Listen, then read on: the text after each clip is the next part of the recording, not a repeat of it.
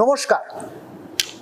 আপনারা সবাই নিশ্চয়ই জানেন যে ভারতীয় ফৌজদারি আইনের যে তিনটে মূল স্তম্ভ আছে সেই তিনটেই আগামীকাল অর্থাৎ 1 জুলাই 2024 থেকে ইতিহাস হয়ে যাচ্ছে। ভারতীয় দণ্ডবিধির বদলে আসছে ভারতীয় ন্যায় সংহিতা, সিআরপিসির বদলে আসছে ভারতীয় নাগরিক সুরক্ষা সংহিতা বা সহজভাবে বিএনএসএস, আর ইন্ডিয়ান এভিডেন্স অ্যাক্টের বদলে আসছে ভারতীয় সাক্ষ্য অধিনিয়ম।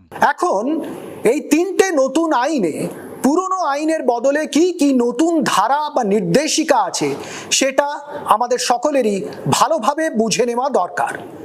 সেই জন্যই পশ্চিমবঙ্গ পুলিশের এই প্ল্যাটফর্মে আমরা ছোট ছোট ভিডিও ক্লিপের মাধ্যমে নতুন আইনের গুরুত্বপূর্ণ দিকগুলো সহজভাবে তুলে ধরার চেষ্টা করব।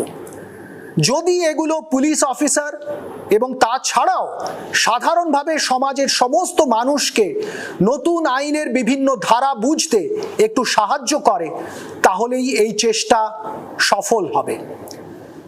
বিশেষ করে পুলিশে আমার সহকর্মীদের কাছে বিনীত অনুরোধ থাকবে তারা যেন নিজেরাও এগুলো দেখেন এবং সব স্তরের পুলিশ কর্মীদের এগুলো দেখতে উৎসাহিত করেন, যাতে নতুন আইনের কাঠামোর মধ্যে কাজ করতে সবারই সুবিধে হয়। প্রথমেই আলোচনা করা যেতে পারে নতুন আইনে এফআইআর মানে ফার্স্ট ইনফরমেশন রিপোর্ট রেকর্ড করার নিয়মে কি কি উল্লেখযোগ্য বদল এসেছে সেগুলো নিয়ে। নতুন আইনে পুলিশের পাশাপাশি সাধারণ মানুষের কাছেও এফআইআর দায়ের করার পদ্ধতি অনেক সহজ করার চেষ্টা হয়েছে। ভারতীয় নাগরিক সুরক্ষা সংহিতা বা বিএনএসএস 2023-এর সেকশন 173-তে এফআইআর রেজিস্ট্রেশনের সময় যে নতুন নিয়মগুলো মেনে চলতে হবে সেগুলো বলা হয়েছে। এখানে প্রথমেই দেখা যাচ্ছে যে বিএনএসএস-এ জিরো এফআইআর-কে যথেষ্ট গুরুত্ব দেওয়া হয়েছে এবং আইনগত বৈধতা দেওয়া হয়েছে। এর মাধ্যমে যে কোনো ব্যক্তি যে কোনো থানাতে তার অভিযোগ জানাতে পারবেন। অভিযোগ যদি কগনিজেবল হয় এবং সেখানে তুলে ধরা অপরাধ যদি ওই থানা এলাকার মধ্যে হয়ে থাকে, তাহলে তার ভিত্তিতে এফআইআর সরাসরি ওই থানাতেই রেকর্ড হবে। কিন্তু যদি দেখা যায় অভিযোগ কগনিজেবল হলেও অপরাধ ওই থানার এলাকার বাইরে কোথাও হয়েছে, তখন ওই থানার ওসি বা আইসি সময় নষ্ট না করে ওই অভিযোগ জিরো এফআইআর হিসাবে রেজিস্টারে রেকর্ড করে নেবেন। তারপর তিনি সেটা সংশ্লিষ্ট থানার কাছে পাঠিয়ে দেবেন। সংশ্লিষ্ট থানাকে কিন্তু ওই জিরো এফআইআর বা তার সাথে ওই অভিযোগ পাওয়ার পর তা সাধারণ বৈধ এফআইআর হিসাবে রেকর্ড করে তার তদন্ত শুরু করতে হবে।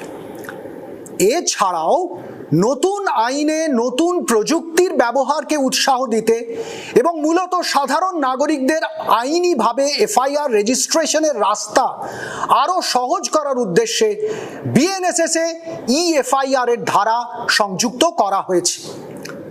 ওই ধারা অনুযায়ী যে কোনো নাগরিক নিজে প্রথমে থানাতে যেতে না পারলেও সরকারিভাবে চালু হওয়া ইএফআইআর পোর্টালে লগ ইন করে সেখানে ইমেল, মোবাইল মেসেজ বা অডিও ভিডিও ফাইলস পাঠিয়ে অভিযোগ জানাতে পারবেন। ওই অভিযোগ পাওয়ার পর পুলিশকে তা ডাউনলোড করে একটা নির্দিষ্ট রেজিস্টারে রেকর্ড করে রাখতে হবে। এরপর অভিযোগের গুরুত্ব বিচার করে অভিযোগ পাওয়ার 3 দিনের মধ্যে অভিযোগকারীর সাথে যোগাযোগ করে অভিযোগপত্রে তাকে সই করার অনুরোধ জানাতে হবে। অভিযোগকারী সই করলে সংশ্লিষ্ট থানা ওই অভিযোগকে বৈধ এফআইআর হিসেবে গ্রহণ করে তদন্ত শুরু করবে। এক্ষেত্রে অবশ্য এটাও পরিষ্কার করে দেওয়া হয়েছে যে এভাবে পাওয়া অভিযোগে যদি এমন কোনো গুরুতর অপরাধের উল্লেখ থাকে যেখানে দ্রুত পুলিশের হস্তক্ষেপ দরকার, তাহলে আইওকে তাড়াতাড়ি প্রয়োজনীয় এনকোয়ারি করে এফআইআর রেকর্ড করতে হবে এবং তদন্ত শুরু করে দিতে হবে। বিএনএসএস এর সংশ্লিষ্ট ধারায় এটাও বলা হয়েছে যে অভিযোগে যে অপরাধের কথা বলা হয়েছে তার শাস্তি 3 বছর বা তার বেশি হলেও যদি 7 বছরের কম হয়, তাহলে সংশ্লিষ্ট থানার ওসি বা আইসি ওই অভিযোগ পাবার সর্বোচ্চ 14 দিনের মধ্যে প্রিলিমিনারি এনকোয়ারি করে অভিযোগের সত্যতা প্রাথমিকভাবে যাচাই করে নিতে পারবেন। তবে প্রিলিমিনারি এনকোয়ারি করার আগেই তাকে ডিএসপি বা তার উচ্চ পদমর্যাদার কোনো অফিসারের কাছ থেকে প্রয়োজনীয় অনুমতি নিতে হবে। কিন্তু যদি ইএফআইআর পোর্টালে সঠিকভাবে অভিযোগ পাঠানোর পরেও নির্দিষ্ট সময়ের ভেতর সংশ্লিষ্ট থানার ওসি বা আইসি ওই অভিযোগের ভিত্তিতে কোনো ব্যবস্থা না নেন, তাহলে অভিযোগকারী লিখিতভাবে তা সংশ্লিষ্ট জেলার পুলিশ সুপারকে জানাতে পারবেন এবং তারপরেও কোনো ব্যবস্থা না নেওয়া হলে ম্যাজিস্ট্রেটের কাছে তিনি আইনি ব্যবস্থা নেবার আবেদন জানাতে পারবেন। আপনাদের সকলকে ধন্যবাদ। সবাই ভালো থাকুন, সুরক্ষিত থাকুন।